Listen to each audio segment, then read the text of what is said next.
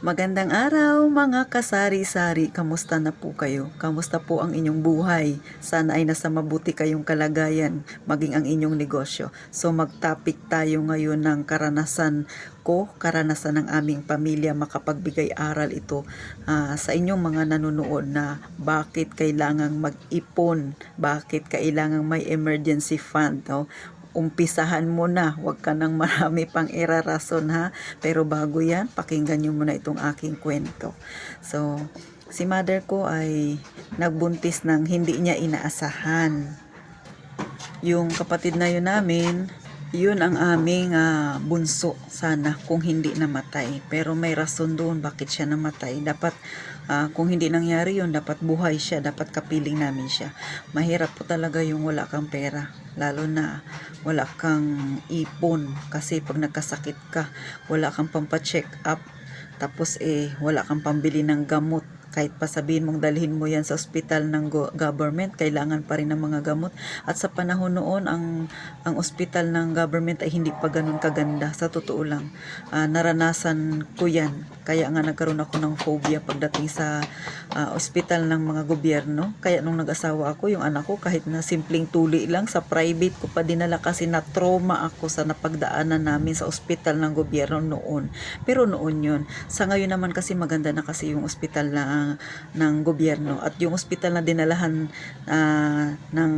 sa mother ko nung nanganak siya, yan pa rin yung ospital na malapit sa amin ngayon dito.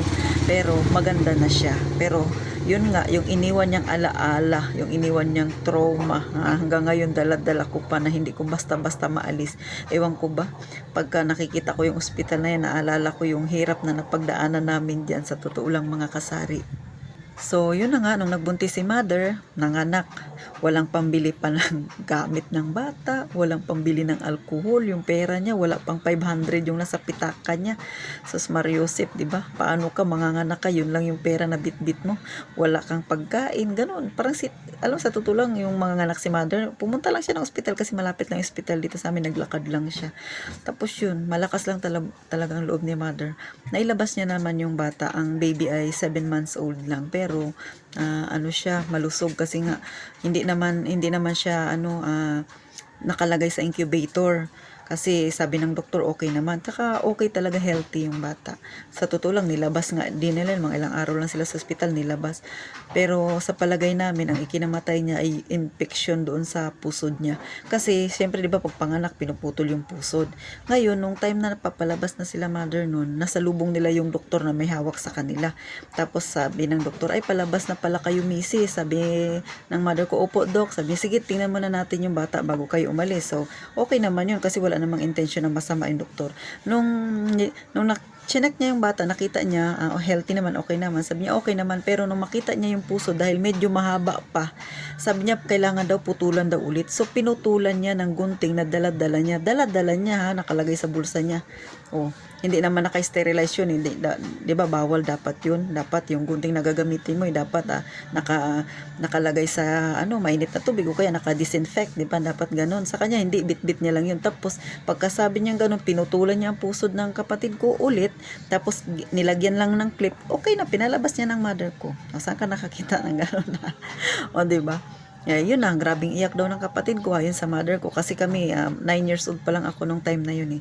Tapos nung umuwi na sila dito sa bahay. Pagkatapos ng putol ng pusod ng pangalawa, umuwi na sila sa bahay. Kinagabihan yun na nanginginig na yung kapatid ko. Tapos nangingitim na yung ganito. Tapos, para tumitirik yung mata, bago yung ganito, nangingitim. Tapos, may inilabas siya sa apitan niya na tubig, para siyang parang iba yung kulay niya, parang may itim-itim, may dilaw, ganun. Siyempre, hindi pa naman tatay yung bata kasi nga wala pa naman siyang kinain, pero yun ang inilabas niya. So, kung mapera lang sana kami noon, baka naisugod namin sa ospital. Kung mapera lang sana kami noon, kung sana may kakayahan lang kami, pwede kaming maghabla, pwede naming paimbestigahan, di ba mga kasari? Pero wala kaming pera . Mahirap yung buhay namin noon. Nakatira lang kami dati sa liblib na lugar.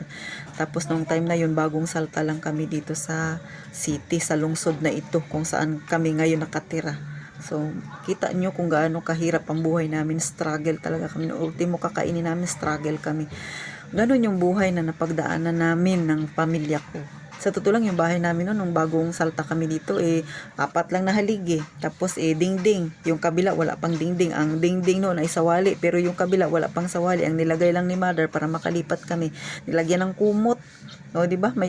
Akalain mo yung bahay na yun, na, alam nyo ba yung mga probinsya na gano'n, na yung dingding nila ay kumot, o naranasan namin yun, mga kasari. Kaya yun, yung experience ng mother ko tsaka ng kapatid ko, tumatak sa isip ko, kaya matindi kung bakit ako nagka-trauma sa mga pampublikong ospital. Ganon yung naging experience ng pamilya ko. Talagang napakahirap, mga kasari. Pero kung sana lang, no, kung may pera lang kami, pwedeng paimbestigahan. Kung sana lang, kung may pera kami, pwede naming madala yung kapatid ko, sana hindi namatay. Sana kasama namin ngayon. O, di ba? Pero siguro ganon yung buhay.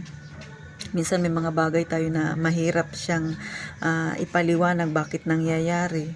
At saka syempre, minsan yung napagdaanan nila noon, nagkakaroon ng motivation sa isang tao na wag nang balikan yun, kaya nagsisikap sa kanyang buhay, mga kasari. Kaya kayo dyan na ngayon ay medyo maayos pang buhay, mag-ipon po kayo. Huwag ninyong antayin na magkaroon kayo ng karanasan na hindi nyo malilimutan. Na dahil hindi, wala kayong ipon, wala kayong mahugot, mahirap po talaga, mga kasari. Napakasakit na karanasan yun. Sa totoo lang, hanggang ngayon naalala pa rin namin yung mga pangyayari na yun. Sa totoo lang, sa karanasan lang, marami kaming karanasan, mga kasari, na makakapagbigay ng, kung ikukwento ko sa inyo, sabi ko nga, pag nagkwentuhan tayo tungkol sa buhay namin, tungkol sa buhay ko, baka mag-iyakan tayo. Pwede nang ipaadala sa sa maalala mo kaya yung mga kasaysayan namin. Pero syempre, yun ang nakakapag-motivate sa akin ngayon, na ayokong maranasan yun. Bagamat mahirap pa rin ako hanggang ngayon, pero siguro hindi na ang buhay namin ay kasing hirap noon. Kahit papano malayong malayo na kami sa noon na aming kinalakihan. Pero ganun pa rin naman ang pamumuhay namin. Simple pa rin naman. Ang buhay naman kasi dapat ganun lang. Manatili ka lang na simple. Ganun, yun lang naman ang mahalaga, di ba? Pero dapat, syempre, kailangan mong mag-ipon. Kailangan mong may pang-emergency fund. At least kung may dumating na ganung pagsubok, hindi na ulit mauulit. O, di ba? Pero inuulit ko, nililiwanag ko. Noon yon, ganun yung ospital dito sa amin. Pero ngayon, maganda na po ang ospital dito kasi kapitbahay lang namin. Yung ospital na yon, dyan lang sa taas namin, malapit lang dito sa amin. So, hindi ko sa sinisiraan yun, pero yun ang experience namin noon yun, panahong 1989. O, di ba? Anong year na tayo ngayon, mga kasari? So, sa mga nanonood dyan, makapag-isip-isip kayo na kailangan nyo nang mag-ipon. Sa mga wala pang ipon dyan, wag nyo kaming tularan na may masakit kaming karanasan at alaala.